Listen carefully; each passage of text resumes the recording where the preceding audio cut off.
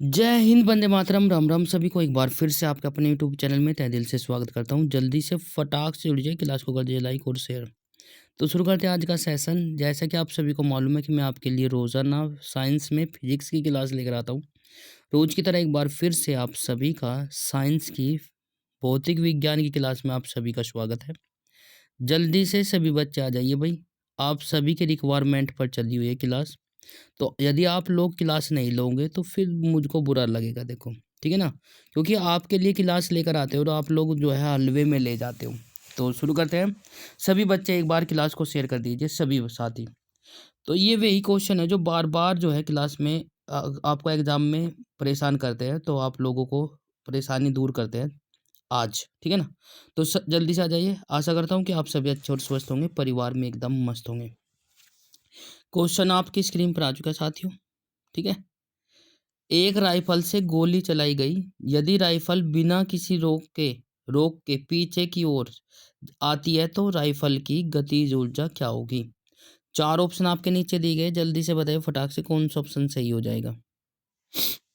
तो प्यार साथियों,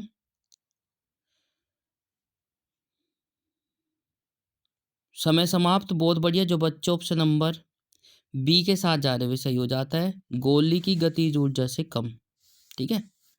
गोली राइफल की गतिज ऊर्जा क्या होगी? गोली की गतिज ऊर्जा से कम होगी राइफल की गतिज ऊर्जा, ठीक है? बहुत बढ़िया। अगला क्वेश्चन आपकी स्क्रीन पर आ चुका है साथियों, जल्दी से देखिए फटाक से क्या कहता है। द्रव्यमान और त्वरण के गुणनफल को क्या कहा जाता है?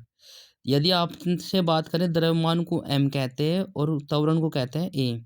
इनके गुणनफल को कहते हैं एफ। एफ बराबर एम में होता है, तो इसको कहते हैं बल, ठीक है ना? क्या कहते हैं?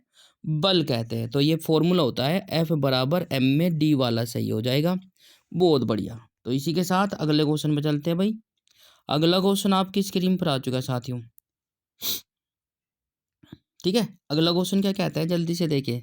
निम्नलिखित में से कौन सा उदाहरण न्यूटन की गति विषयक तृतीय नियम की व्याख्या करता है?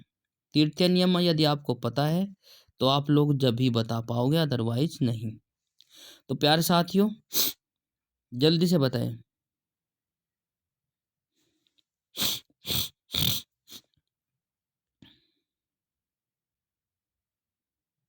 तो इसी के साथ समय समाप्त। बहुत बढ़िया। जल्दी से कमेंट करिए। जो बच्चे ऑप्शन नंबर ए के साथ जा रहे हुए सही हो जाता है, रॉकेट का लॉन्च करना तृतीय नियम का उदाहरण है या तृतीय नियम की व्याख्या करता है न्यूटन के।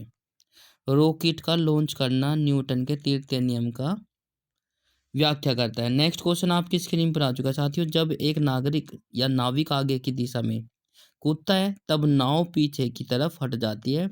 यह उदाहरण न्यूटन की कौन सी गति का नियम है? जल्दी से बताइए। बहुत ही आसान है। बहुत बढ़िया। तो प्यारे साथियों, जैसे ही हम, अब आपने देखो ऐसा कुछ करके एक नाव होती है और जैसे ही इससे हम एक उस पर कूदते हैं, मतलब कि किनारे पर आ जाने के कारण जैसे ही हम इसको पृथ्वी पर अपने पैरों को रखते हैं, थोड़ा सा स्टेप बगल होती है ये, तो इससे जैसे ही कूदते हैं तो नाव पीछे की ओर चली जाती है। किसका उदाहरण है वो आप लोगों को बताना है। तो प्यार साथियों, समय समाप्त। बहुत बढ़िया। गति का तीसरा नियम। क्यों? जितना बल ये हम नाव पर लगाते हैं, नाव भी हमारा ऊपर उतना ही बल लगाती है, क्रिया प्रतिक्रिया, ठीक है? Question number option number C वाला सही हो जाएगा। अगला क्वेश्चन आपकी स्क्रीन पर आ चुका है साथियों। रॉकेट लॉन्चिंग कौन से नियम पर आधारित है?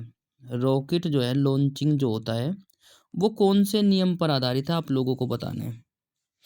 जल्दी से बताइए फटाक से। चार ऑप्शन आपके नीचे दिए गए, अभी अभी बताकर आया हूँ। तो प्यार साथियों, समय समाप्त। बहुत बढ़िया। जो बच्चे ऑप्शन नंबर ए के साथ जा रहे हुए सही हो जाता है, न्यूटन के गति का तृतीय नियम पर आधारित है। रॉकेट को लॉन्च जब करते हैं, जितना बल हम पृथ्वी पर लगाते हैं ऊपर चढ़ने के लिए, ऊपर जाने के लिए, इतना ही पृथ्वी भी हमारे ऊपर उतना ही बल ऊपर की ओर लगाती है, ठीक है? नेक्स्ट क्वेश्चन आपकी स्क्रीन पर आ चुका साथियों। दोनों वस्तुओं के मध्य का बल हमेशा बराबर होता है, विपरीत होता है। यह विचार न्यूटन के किस नियम के रूप में दिया है? बहुत बढ़िया है। अभी अभी बताकर आ चुका हूँ, बिल्कुल आप लोग बता सकते हो। दोनों वस्तुओं के मध्य बल जो होता है बराबर और हमेशा विपरीत होता है। यह विचार जो है किसके नियम के अंतर्गत आता है? न्यूटन के। वो आप लोगों को बताना है। जल्दी से बताएं। बहुत बढ़िया। समय समाप्त। क्रिया प्रतिक्रिया नियम अभी बताया। गति का तीसरे नियम के अंतर्गत आता है। जो बच्चे ऑप्शन नंबर ए के साथ जा रहे हुए सही हो जाता है। जो साथी ऑप्शन नंबर ए के साथ जा रहे हुए सही हो जाता है। गति के तीसरे नियम पर आधारित है। अगला क्वेश्चन आपकी स्क्रीन पर आ चुका है साथियों। जब एक स्थिर बस चलाना प्रारंभ करती है, जब एक रुकी हुई बस चलना शुरू करती है, तो उसमें खड़े व्यक्ति पीछे की दिशा में गिर जाते हैं। निम्नलिखित में से कौन से नियम इस परिस्थिति को व्याख्या करेंगे? जल्दी से बताएं फटाक से। 4 ऑप्शन आपके नीचे दिए गए। कौन सा नियम करेगा? बिल्कुल। तो भाई प्रथम नियम करेगा, जिसे जड़त्व का नियम भी कहते हैं। जब कोई वस्तु गति विराम अवस्था में होती है तो वह विराम में रहने का प्रयास करेगी। यदि कोई वस्तु गति की अवस्था में है तो वह गति के रहने की प्रयास करेगी।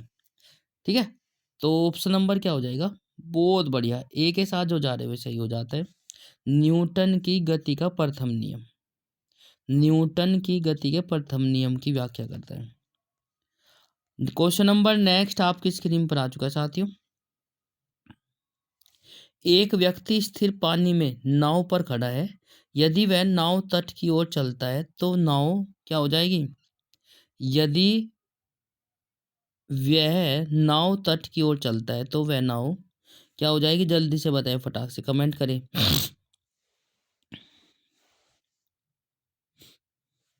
तो समय समाप्त। बहुत बढ़िया। जो बच्चों ऑप्शन नंबर ए के साथ जा रहे हुए सही हो जाता है। नाव तट से दूर चली जाएगी। क्या हो जाएगा?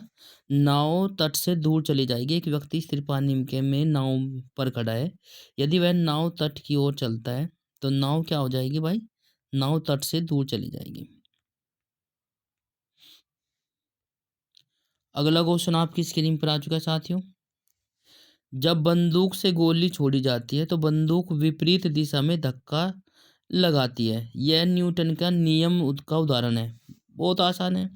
शुरुआत इसी नियम से करी थी। तो जल्दी से बताइए, जो शुरुआत से जुड़े हुए हैं बच्चे वे बिल्कुल आंख मीच कर बता देंगे। ठीक है। तो कौन से नियम पर है? तीसरे नियम पर। तो प्यार साथियों, जो बच्चे ऑप्शन नंबर बी के साथ जा रहे वे सही हो जाता है। तीसरा नियम हो जाएगा भाई। बिल्कुल। क्वेश्चन नंबर नेक्स्ट आपकी स्क्रीन पर आ चुका है साथियों। जल्दी से बताइए फटाक से। न्यूटन का गति का तीसरा नियम निम्नलिखित में से किस स्थितियों पर लागू होता है? किस स्थितियों पर लागू होता है? 4 ऑप्शन आपके नीचे दिए गए।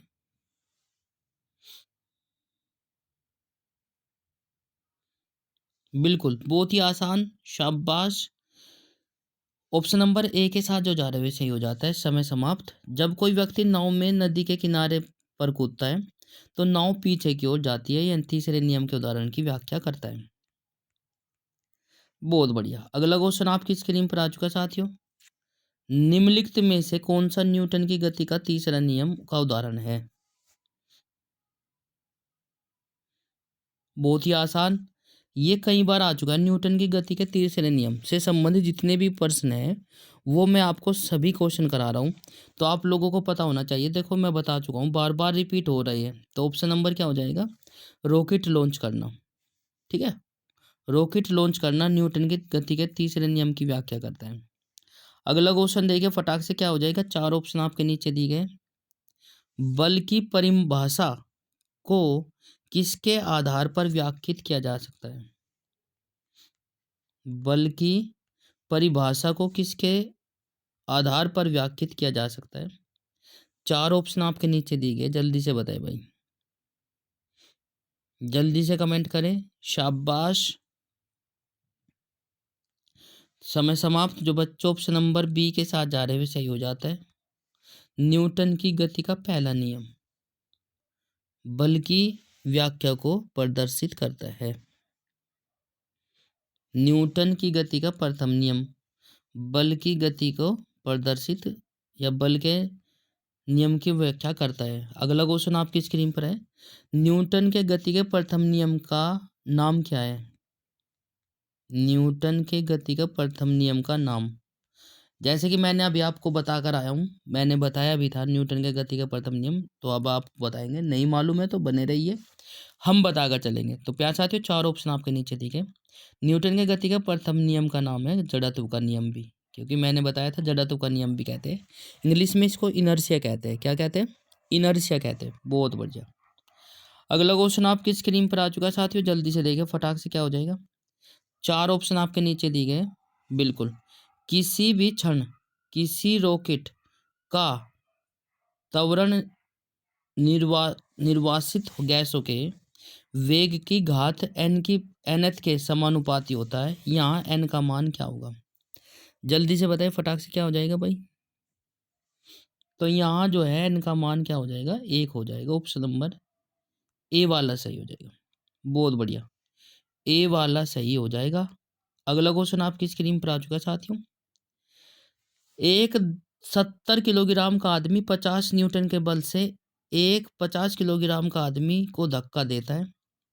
50 किलोग्राम वाले आदमी ने दूसरे व्यक्ति को कितना बल से धकेला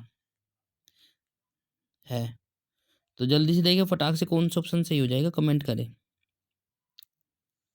तो प्यारे साथियों, कितने बल से धकेलेगा? जितना उसका भार होगा उसके बल के बराबर ही धकेलेगा, तो 50 न्यूटन हो जाएगा। ऑप्शन नंबर ए वाला सही हो जाएगा। तो प्यारे साथियों, साइंस की क्लास हमारी चली हुई है। यदि आपको क्लास अच्छी लग रही है तो क्लास को लाइक, शेयर, कमेंट्स और चैनल को सब्सक्राइब जरूर कर ले। जो पहली बार विजिट कर रहे हैं, जो आप लोग ऐसी क्लास लेना चाहते हैं, तो चैनल को सब्सक्राइब करने के बाद बेल आइकन अवश्य प्रेस करें, ताकि आपको समय पर नोटिफिकेशन मिलता रहे। तो ये महत्वपूर्ण प्रश्न है जो साइंस में आपको तंग करेंगे वाले हैं। प्रत्येक परीक्षा में क्वेश्चन पूछे जाते हैं, तो आप लोग बिल्कुल भी घबराए नहीं। एक एक पॉइंट सिखाकर चलेंगे। बस आपसे कंडीशन है कि आप लोग डेली क्लास को ले और आप अपनी प्रैक्टिस करते रहें। तो प्यार साथियों, आज की क्लास में इतना ही। मिलते हैं नेक्स्ट क्लास में कल इसी वक्त इसी समय। तो हंसते रहिए, मुस्कुराते रहिए और हमारे साथ पढ़ते रहिए। जब पढ़ेगा इंडिया तभी तो आगे बढ़ेगा इंडिया। जय हिंद, जय भारत, वंदे मातरम।